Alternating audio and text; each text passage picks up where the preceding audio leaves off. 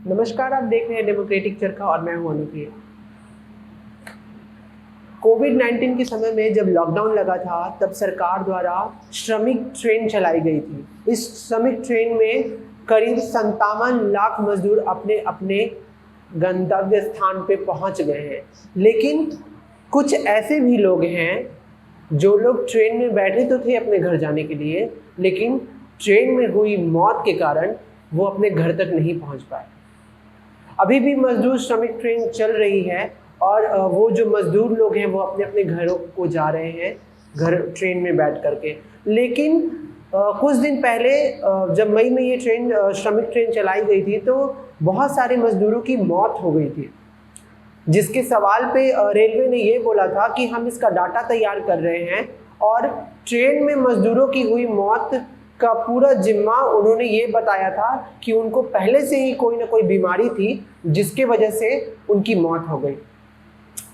ये जो श्रमिक मजदूरों की मौत हुई है उसमें 4 वर्ष से लेकर के 85 वर्ष तक की आयु के यात्री थे। ये वो लोग थे जो लोग कमाने के लिए अपने राज्य से किसी दूसरे राज्य में गए थे और लॉकडाउन लगने के बाद अपने घर को लौट रहे थे श्रमिक ट्रेनों से। आपको याद होगा कि जब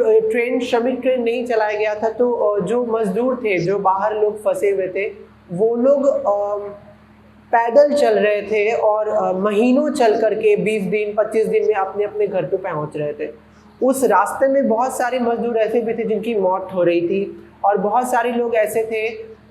जो लोग बिना खाए बिना पिए इस सफ़र को तय कर रहे थे। तो जब सरकार द्वारा ये श्रमिक ट्रेन चलाया गया है तो हम कैसे कह सकते हैं कि ये सरकार की एक बहुत अच्छी योजना थी या फिर लोगों को सुविधा देने के लिए एक बहुत अच्छी योजना थी, तब जब मजदूर श्रमिक ट्रेनों में भी बहुत बड़ी तादाद है जिसमें उनकी मृत्यु हुई है। आरपीएफ के अनुसार जो डेटा मिला है उस हिसाब से अभी तक 80 लोगों के मरने की खबर बताई जा रही है। ये जो डेटा है 28 मई 2020 तक का है। तो ये जो श्रमिक ट्रेनें थी वो अपने मजदूर जो लोग थे, श्रमिक मजदूर थे, उनको लेकर के जा रही थी और इतने बड़े तादाद में लोगों की मौत हुई है। अभी तक तो ये बस आरपीएफ की तरफ से डाटा आया है जिसमें 80 लोगों की मौत के बारे में बताया जा रहा है, जबकि अभी तक डाटा कलेक्ट करने का काम वो रेलवे द्वारा किया जा रहा है। अभी तक पूर्ण रूप से ये पुष्टि नहीं हो पाई है कि कितने मजदूरों की मौत हुई है। 1 मई से लेकर के 8 मई तक का तो कोई डाटा ही नहीं है कि कितने मजदूरों की मौत हुई है इस श्रमिक ट्रेन के जरिए। जो डाटा हमें आरपीएफ की तरफ से मिला है और 9 मई से लेकर के 27 मई तक जो हमारी श्रमिक ट्रेनों में मजदूरों की मौतें हुई हैं उनका डाटा हमारे पास आया है। उनमें 23 मई को 10 मौतें हुई हैं, 24 मई को 9 मौतें हुई हैं, 25 मई को 9 मौतें हुई हैं, 26 मई को 13 मौतें हुई हैं, 27 मई को 8 मौतें हुई हैं और इस तरह से डाटा है। 11 लोग को ये बताया गया है कि इसमें से जो 11 मजदूर मरे हैं उनको पहले से ही कोई बीमारी थी। रेलवे ने साफ तौर पे ये बात बोला है कि जो श्रमिक मजदूर ट्रेनों में जिनकी मौतें हुई हैं उनमें से बहुत सारे ऐसे मजदूर हैं जिनकी पहले से ही कोई दूसरी बीमारी थी और दूसरी बीमारी से वो ग्रस्त थे जिसके कारण उनकी मौतें हुई हैं। लेकिन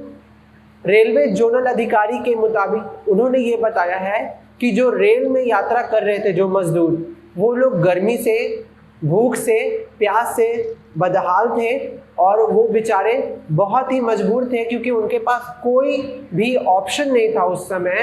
क्योंकि उनको घर जाना था, अपने स्थान पे जाना था। इसलिए इस तरह की कठिनाई भरी यात्रा कर रहे थे वो मजदूर, जिसके कारण उनकी मौतें हुई हैं।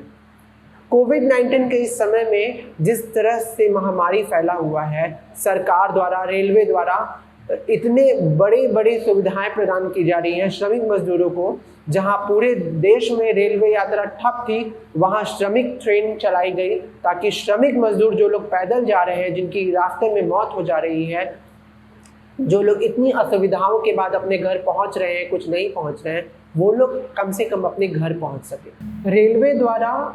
3840 ट्रेनें चलाई गई थी श्रमिक मजदूरों को अपने अपने स्थान पर पहुंचाने के लिए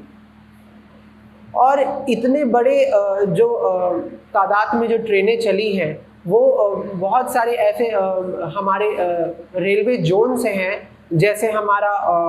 ईस्ट सेंट्रल जोन हो गया, नॉर्थ सेंट्रल जोन हो गया, ईस्टर्न रेलवे हो गया, नॉर्थर्न रेलवे हो गया, नॉर्थ सेंट्रल रेलवे हो गया। तो ये वो जोन है, वो रास्ते हैं जिससे होकर के ट्रेन यात्रियों को, मजदूरों को अपने अपने घर पहुंचा रहे थे।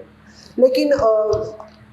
इस वक्त एक बहुत बड़ा सवाल ये उठ रहा है कि जो मजदूर मर गए इस यात्रा के दौरान, जो श्रमिक ट्रेनों में जो मजदूरों की इतनी बड़ी तादाद में मौत हुई है, उस पर सरकार ना तो पूर्ण रूप से अभी डाटा दे पा रहा है, और अगर उनसे सवाल किया जा रहा है तो वो ये बता रहे हैं कि अभी हम डाटा तैयार करने में लगे हुए हैं, जैसे ही डाटा तैयार हो जाएगा वैसे ही उसकी पुष्टि रेलवे द्वारा कर दी जाएगी। एक सवाल ये भी है कि जब राज्यों से उनका मजदूर जो है, श्रमिक मजदूर जो है जिनकी मौतें हुई, उनका डाटा मांगा गया, तो हमारे सारे राज्य जो थे वो कहीं ना कहीं सक्षम नहीं हो पाए इस डाटा को देने के लिए। उत्तर प्रदेश और बिहार ने अपना डाटा भेजा है कि कितने श्रमिक मजदूरों की मौत हुई, पर ये डाटा रेलवे को बहुत सारे राज्यों से नहीं मिल पाई है। रेलवे ने ये बोला है कि ये वो कारण है जिसके कारण वो डाटा कलेक्ट नहीं कर पा रहे हैं कि कितने श्रमिक मजदूरों की इस ट्रेन यात्रा में मौत हुई है। एक सवाल ये भी उठता है कि जो ट्रेन में मजदूरों की मौत हुई है, श्रमिक ट्रेन में, उनको मुआवजा क्या मिलेगा। तो इसके ऊपर रेलवे ने ये बोला है कि जो लोग की भी मृत्यु हुई है, जो लोग भी मरे हैं मजदूर इस ट्रेन के ज़रिए, उनके रिश्तेदारों को मुआवजा मिलेगा। और ये जो स्टडी है वो रेलवे केस टू केस करेगी, एक एक केस देखेगी और एक एक केस को वो डील करेगी, और उस हिसाब से वो जो राशि होती है, मुआवजे की राशि होती है, वो श्रमिक जो मर गए हैं, जो मजदूर मर गए, उनके रिश्तेदारों को प्राप्त की जाएगी। आज की रिपोर्ट में हमने यही बात किया है कि जो श्रमिक ट्रेन चलाया गया था जिसमें श्रमिक मजदूरों की मौत हुई, उसका डाटा तैयार हो रहा है सरकार की तरफ से। लेकिन हम लोग एक बात के लिए कहीं ना कहीं बहुत जागरूक हैं इस चीज़ को लेकर के कि हम इन छोटे छोटे मुद्दों पे भी आवाज़ उठा रहे हैं, और आपसे जुड़ करके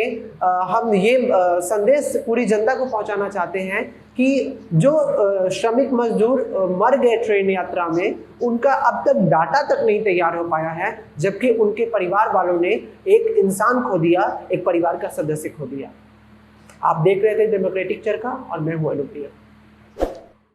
लाइक शेयर कमेंट करें इस वीडियो पे और सब्सक्राइब कीजिए डेमोक्रेटिक चरखा को।